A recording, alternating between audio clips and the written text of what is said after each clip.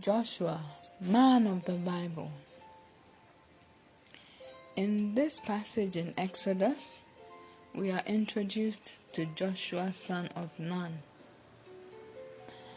As Moses went into the tent, the pillar of cloud would come down and stay at the entrance, while the Lord spoke with Moses. Whenever the people saw the pillar of cloud standing at the entrance to the tent, they all stood and worshipped, each at the entrance to his tent.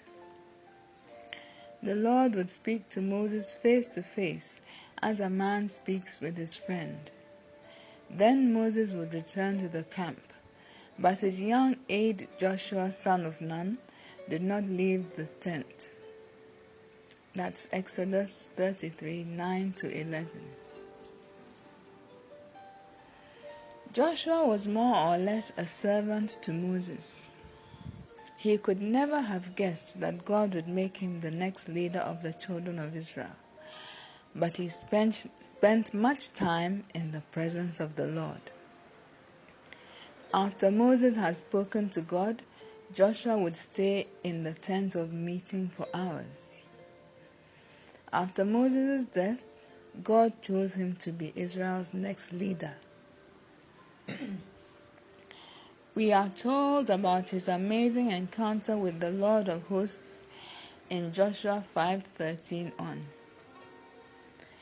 When Joshua was near the town of Jericho, he looked up and saw a man standing in front of him with a sword in hand. Joshua went up to him and demanded, "Are you friend or foe?" "Neither one," he replied. "I am the commander of the Lord's army." At this, Joshua fell with his face to the ground in reverence.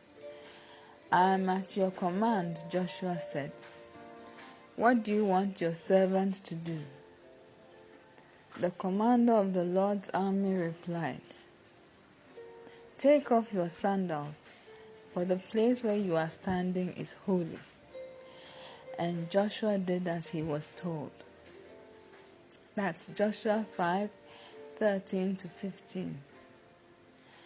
The Lord then commanded him to take the land of Jericho, which he did. Joshua and one other man called Caleb were the only ones who believed that God would give them the land of Canaan, in spite of all the giants that lived there. That's in Numbers 13. And God honored his faith. At the end of his life, Joshua had led the children of Israel to conquer all the neighboring lands. He reminded the Israelites that God's promises had come true in their lives.